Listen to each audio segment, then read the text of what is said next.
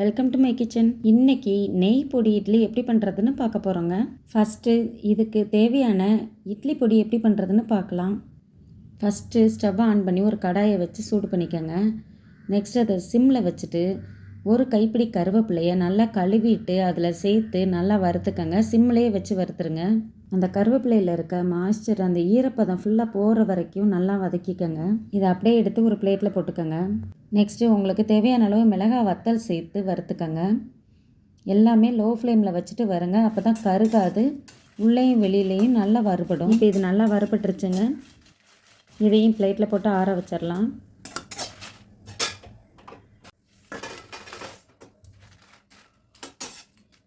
இப்போ அதே கடாயில் ஒரு கப்பு கருப்பு உளுந்து சேர்த்துக்கங்க, தோல் உளுந்து.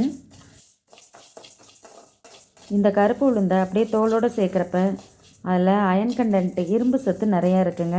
அதே மாதிரி ஃபைபரும் அதிகமாக இருக்குது. அதனால் உடம்புக்கும் நல்லது.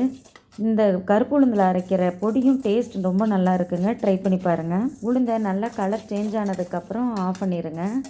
இதை பச்சை ஸ்மெல்லாம் போகிற வரைக்கும் நல்லா வறுத்துக்கங்க. அப்போ தான் நல்லாயிருக்கும். உங்களுக்கு இந்த கருப்பு உளுந்து வேண்டானா அதுக்கு பதிலாக வெள்ளை உளுந்து சேர்த்துக்கலாங்க. நான் இன்றைக்கி 2 பொடியுமே அரைக்கிறனால வெள்ளை உளுந்தும் வறுத்து காட்டுறேங்க. இதையும் நல்லா சிவக்க வறுத்துக்கங்க. இப்போ இதில் 1/4 கப்பு கடலைப்பருப்பு சேர்த்துக்கங்க. அதாவது 1 கப்பு உளுந்தம்பருப்பு எடுத்திங்கன்னா 1/4 கப்பு கடலைப்பருப்பு எடுத்துக்கங்க. இப்போ இதையும் வறுத்து தனியாக எடுத்து வச்சுக்கலாம். இப்போ கருப்பு எள்ளு 40 கிராம், 1/4 கப்புக்கும் கொஞ்சம் கம்மியாக எடுத்துக்கங்க. இது படப்படன்னு வெடிக்குங்க. நல்ல லோ ஃப்ளேமில் வச்சு கருகாமல் நல்லா செவந்ததுக்கப்புறம் எடுத்துருங்க. அடுத்து ஒரு கைப்பிடி பூண்டு போட்டு வறுத்து எடுத்துக்கங்க. பூண்டு தோலோடு சேர்த்து போடுங்க. இதை எண்ணெய் சேர்த்தும் வறுக்கலாங்க. ஆனால் எண்ணெய் சேர்த்து வறுத்தெடுத்தோம்னா அந்த பொடி கொஞ்ச நாள் தாங்க தாங்கும்.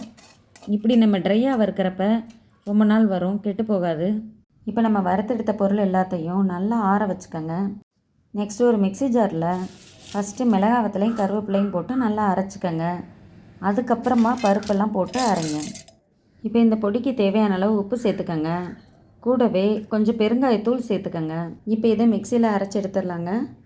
கொஞ்சம் கொரகொரப்பாக அரைச்சி எடுத்துக்கங்க, டேஸ்ட் நல்லாயிருக்கும். லாஸ்ட்டாக நம்ம வறுத்து வச்சுருக்க பூண்டை சேர்த்து லைட்டாக ஒரு அடி அடிச்சுட்டு விட்டுருங்க. இப்போ பொடி ரெடி ஆகிடுச்சு. அடுத்து பொடி இட்லி எப்படி பண்ணுறதுன்னு பார்க்கலாங்க. ஃபஸ்ட்டு உங்களுக்கு தேவையான அளவு இட்லி எடுத்து அதை சின்ன சின்ன பீஸாக கட் பண்ணி எடுத்துக்கங்க. இதை கட் பண்ணுறதுக்கு பதிலாக மினி இட்லியில் கூட நீங்கள் செய்யலாங்க. இப்போ எல்லா இட்லியும் இந்த மாதிரி பீஸாக கட் பண்ணி வச்சுக்கோங்க. நெக்ஸ்ட்டு ஸ்டவ் ஆன் பண்ணி ஒரு கடாயை வச்சு சூடானதுக்கப்புறம் கொஞ்சம் எண்ணெய் சேர்த்துக்கங்க. இப்போ இதில் ஒரு வரமிளகாயை கட் பண்ணி போட்டுருங்க. மிளகாய் நல்லா செவந்ததுக்கப்புறம் 1 டீஸ்பூன் கடுகும் உளுந்தம்பருப்பும் சேர்த்துக்கங்க. இப்போ இது கூடவே கொஞ்சம் கடலைப்பருப்பு சேர்த்துக்கங்க. இதில் கொஞ்சம் முந்திரி பருப்பும் சேர்த்துக்கங்க. இது உங்களுக்கு வேணும்னா சேர்த்துக்கங்க, இல்லைன்னா அவாய்ட் பண்ணிடலாம். இப்போ இது கூடவே 1 டீஸ்பூன் நெய் சேர்த்து வறுத்துக்கங்க. இப்போ இதில் கொஞ்சம் கருவேப்பிலையும் சேர்த்துக்கங்க. இப்போ இது கூடவே 3-4 பூண்டு பல்லை நல்லா தோலோடு தட்டி சேர்த்துக்கங்க. ஃப்ளேவர் நல்லாயிருக்கும். இப்போ இதெல்லாம் நல்லா செவந்ததுக்கப்புறம் ஒரு பெரிய வெங்காயத்தை சின்ன சின்னதாக கட் பண்ணி இதில் சேர்த்துக்கங்க. இப்போ இதுக்கு தேவையான அளவு உப்பு சேர்த்து நல்லா வதக்கிக்கங்க. இப்போ நம்ம கட் பண்ணி வச்சுருக்க இட்லியெல்லாம் அப்படியே சேர்த்துருங்க. இப்போ நம்ம அரைச்சி வச்சுருக்க இட்லி மிளகாய் பொடியை அப்படியே இது மேலே தூவிடுங்க. இப்போ இதுக்கு மேலே 1 டீஸ்பூன் நெய் சேர்த்துக்கங்க. நெய் உங்களுக்கு விருப்பப்பட்டால் சேர்த்துக்கங்க, இல்லைனா எண்ணெயை ஊற்றிக்கலாம். நீங்கள் இது வரைக்கும் நம்ம சேனலை சப்ஸ்கிரைப் பண்ணலைன்னா வீடியோவுக்கு கீழே இருக்க சப்ஸ்கிரைப் பட்டனை ப்ரெஸ் பண்ணி சப்ஸ்கிரைப் பண்ணிக்கோங்க. இதில் 1 டீஸ்பூன் தனி மிளகாத்தூள் சேர்த்துக்கங்க. இது நல்லா கலர் கொடுக்குங்க. இதுக்கு நீங்கள் காஷ்மீர் மிளகாத்தூள் கூட சேர்த்துக்கலாம். காஷ்மீர் சில்லி பவுடர் கலர் கொடுக்கும், ரொம்ப காரம் இருக்காது. இப்போ இந்த இட்லி பொடி உங்களுக்கு தேவையான அளவு மேலே தூவிக்கங்க.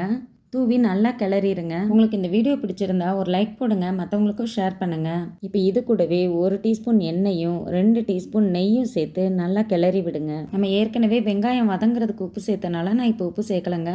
உங்களுக்கு தேவைப்பட்டால் போட்டுக்கோங்க. அவ்வளோதாங்க, செஞ்சு முடிச்சிட்டோம். இதை சூடாக சர்வ் பண்ணுங்கள், ரொம்ப நல்லாயிருக்கும். நீங்கள் செஞ்சு பார்த்து எப்படி வந்துச்சு எனக்கு கமெண்ட் பண்ணுங்கள். இது வரைக்கும் இந்த வீடியோ பார்த்ததுக்கு ரொம்ப நன்றி.